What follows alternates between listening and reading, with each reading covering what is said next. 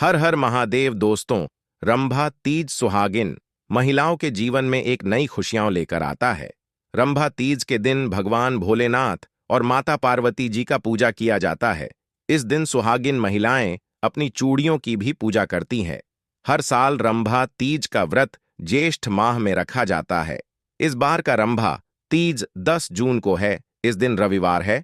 और दोस्तों, आज हम आपको बताएंगे बहुत ही जरूरी और खास चीज के बारे में, जिसको करने से आपके जीवन में धन, सुख और समृद्धि खुद ही आकर्षित होती है। धन प्राप्ति के नए नए मार्ग आपके जीवन में खुलते हैं।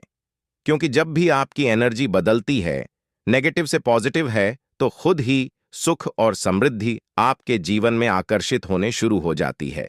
किंतु इस पीछे का रहस्य क्या है और किस तरह यह कार्य करता है, आपको इसके बारे में भी पता होना बहुत ही ज्यादा जरूरी है। तो आज हम आपको इस वीडियो में बताएंगे कि किस तरह से आपको यह करना है, इस उपाय के कितनी ज्यादा लाभ आपको अपने जीवन में मिलते हैं। इसलिए इस वीडियो में बताई गई सभी बातों को बिल्कुल ध्यान से समझकर आप इसका लाभ उठाएं, क्योंकि जब भी आप इस उपाय को करते हैं तो खुद ही एक ही दिन में आपको इसके रिजल्ट भी दिखने शुरू हो जाते हैं। इतना ज्यादा शक्ति ये उपाय समझा जाता है।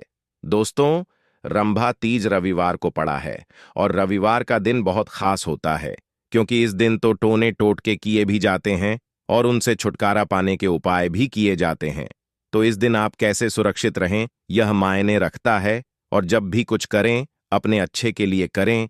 तो चलिए इस बारे में जानते हैं। सबसे पहली बात, जब विपरीत ग्रहों की पीड़ाएं परेशान करती है तो चारों तरफ से परेशानियां आती हैं, एक के बाद एक आप उलझते चले जाते हैं। और जब राहु केतु अपना रंग दिखाते हैं, तब क्या होता है? पारिवारिक जीवन में मतभेद, माता पिता के स्वास्थ्य पर कष्ट, आपका करियर रोजगार एकदम से खत्म। तो यह है दंडाधिकारी का दंड देने का तरीका। कैसे इससे बाहर निकलें, कैसे उनको मनाएं? एक बात हमेशा याद रखिए, घर के मुख्य दरवाजे पर आपको गंगा जल रोज ही डालना है। गंगा जल नहीं है तो तांबे के पात्र में या मिट्टी के बर्तन में रात में ही जल भरकर रख लें। सुबह सुबह कर 2-4 बूंद अपने मुख्य दरवाजे पर हल्का सा डाल दें। किंतु रविवार के दिन क्या करना है? आप जब घर के मुख्य दरवाजे की सफाई करवाते होंगे, झाड़ू लगाते होंगे, धुलवा आते होंगे, तो आपको रविवार के दिन पहले झाड़ू लगाकर पहले पानी डालना है। यदि पानी डालने की व्यवस्था नहीं है, तब 2-4 बूंद छींटे डाल दें और फिर सफाई करवाई। पानी डालने से क्या है, जो अतृप्त आत्माएं हैं वो शांत हो जाएंगी। आपके जीवन की मुश्किलें आपको परेशान नहीं करेंगे, तो ये उपाय जरूर करें। और दूसरी बात, जब हम घर की सफाई करवाते हैं, झाड़ू पोछा लगवाते हैं, तब पूछे वाले पानी में नमक या फिर फिटकरी डालकर ही पोछा लगवाएं। फिटकरी कैसे डालेंगे? जो डली वाला फिटकरी हो आता है, वह आप एक दलीलें पूछे कि पानी में एक बार घुमा लें या मद में थोड़ा सा पानी लेकर उस घुमा लें, फिटकरी उठाकर रख लें और जो पानी है उसको पोछे के पानी में मिला दें। तो इस तरह से आप उस पानी से पूछा लगवाएं या फिर एक नमक डालकर पूछा लगवाएं। आपके पूरे घर पर किसी भी तरह का कोई जादू टोना किसी का नहीं चलेगा। आप लोग स्वस्थ, मस्त और सुरक्षित बने रहेंगे। यह बहुत सिंपल उपाय है। आगे बढ़ने से पहले आपसे रिक्वेस्ट करते हैं कि वीडियो को लाइक जरूर करिएगा, दोस्तों को शेयर कर दीजिएगा। और यदि आपने अभी तक चैनल को सब्सक्राइब नहीं किया है, तो चैनल को सब्सक्राइब करके बेल आइकन जरूर दबाएगा। तो रविवार के दिन छोटी छोटी बातों का यदि आप ध्यान रखते हैं, तो आप बहुत सारी मुश्किलों से बाहर निकल आते हैं। रविवार के हनुमान जी की पूजा जरूर करें। यदि आप कर्ज में फंसे हैं, जीवन की मुश्किलें बहुत ज्यादा परेशान कर रही हैं, तब आप छोटा सा उपाय कीजिएगा। क्या करेंगे?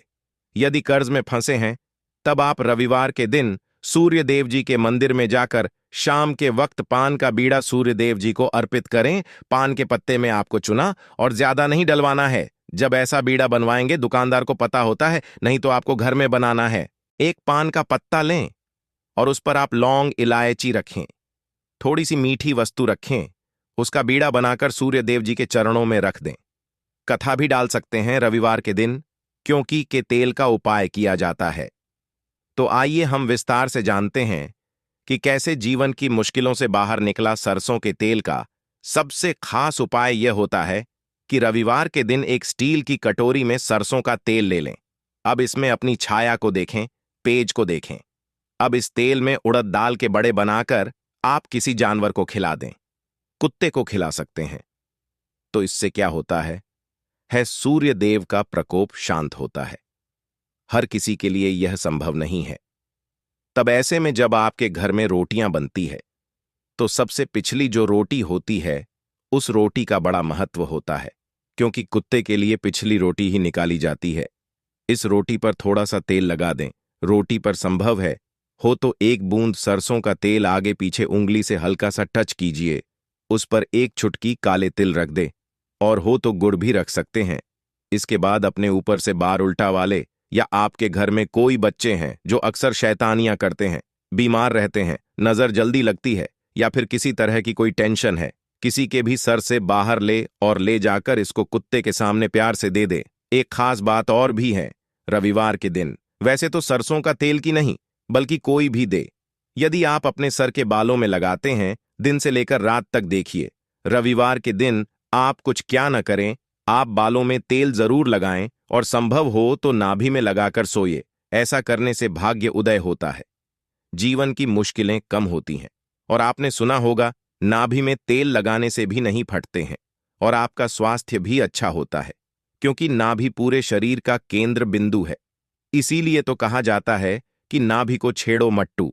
नाभि में थोड़ा सा सरसों का तेल या कोई भी तेल लगा लें, और थोड़ा सा अपने सर पर, और आपके घर में जितने भी लोग हैं वो सब हल्का सा ही सही पर शमी तेल लगाकर ही सोए। रविवार के दिन आपके अनुकूल ग्रहों की पूजा होती है। इनसे जुड़ी एक कथा भी है कि जब रावण ने लंका में अपने पैरों के नीचे रखा था, तब हनुमान जी ने उनको वहां से बंधन से मुक्त कराया था।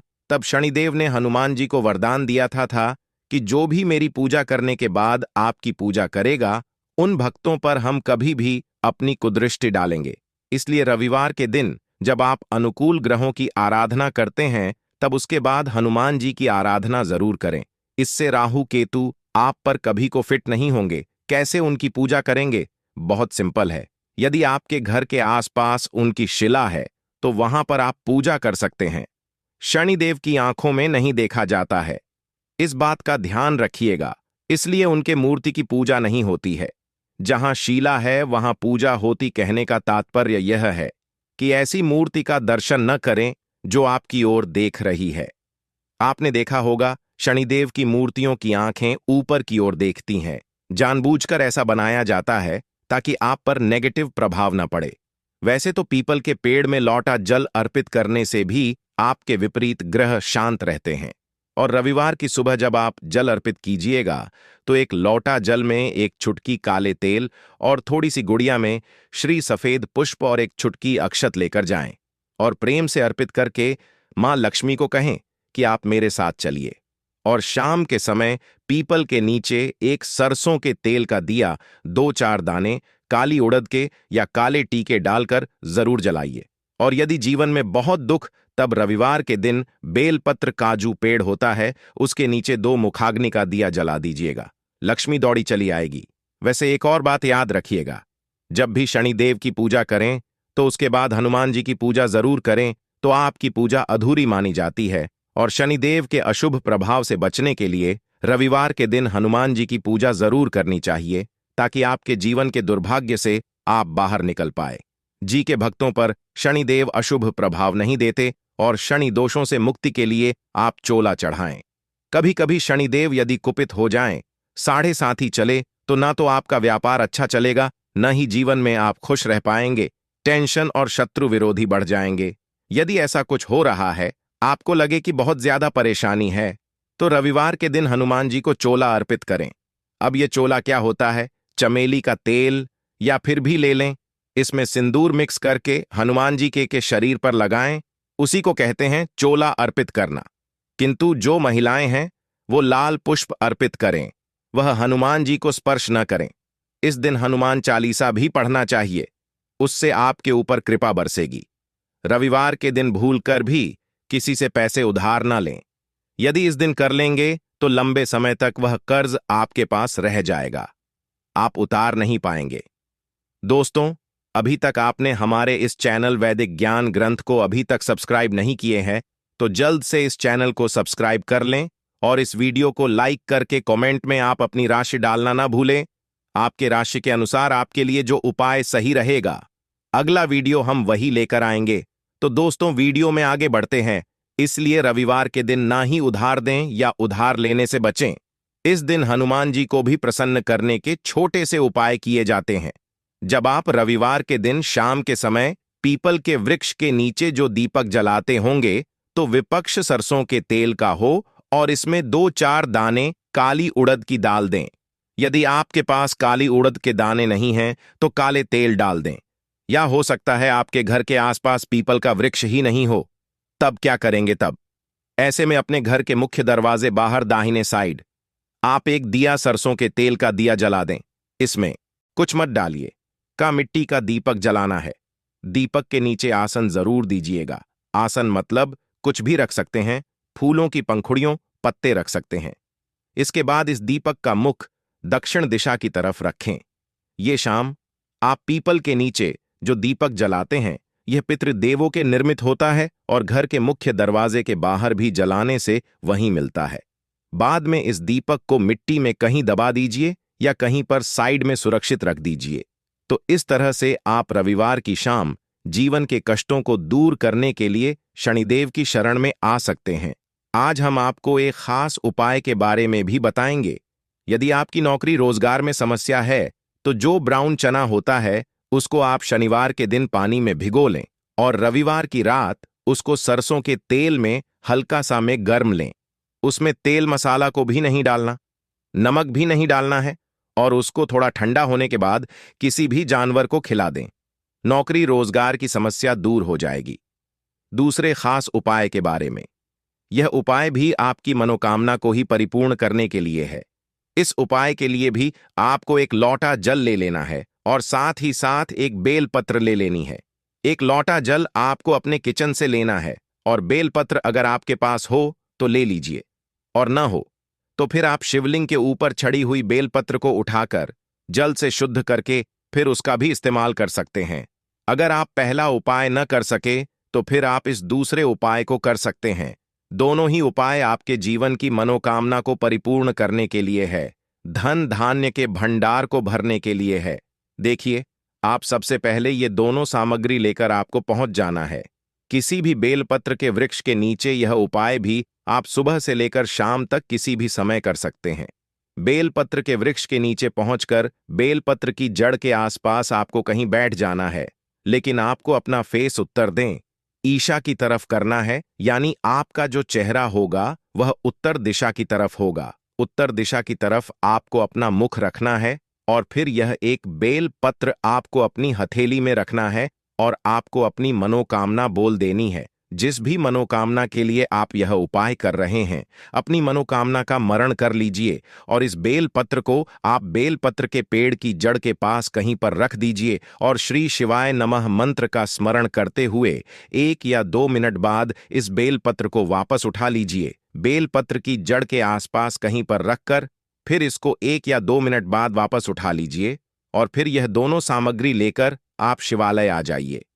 अब शिवालय आने के बाद या बेलपत्र आपको शिवलिंग के ऊपर समर्पित कर देनी है और फिर से आपको वही मनोकामना बोल देनी है जो आपने बेलपत्र के वृक्ष के नीचे बोली थी। दोनों जगह आपको एक ही मनोकामना बोलनी है। इस बात का आप स्मरण रखिएगा। इसके बाद आप जो एक लोटा जल लेकर आए हैं, इसको धीरे धीरे इसी बेलपत्र के ऊपर समर्पित करते जाइए तथा लगातार श्री शिवाय नमः मंत्र का स्मरण करते जाइए। पूज्य गुरुजी ने कहा कि जो भी व्यक्ति इस विशेष उपाय को सोमवारी प्रदोष व्रत में करता है तो उसकी बड़ी से बड़ी मनोकामना शिव और शक्ति की कृपा से बहुत ही जल्द परिपूर्ण हो जाती है। अगर आपको यह वीडियो कैसा लगा, कृपया कमेंट करें और वैदिक ज्ञान ग्रंथ के नए वीडियो पाने के लिए इस चैनल को सब्सक्राइब करें। वीडियो में फिर मिलेंगे। धन्यवाद।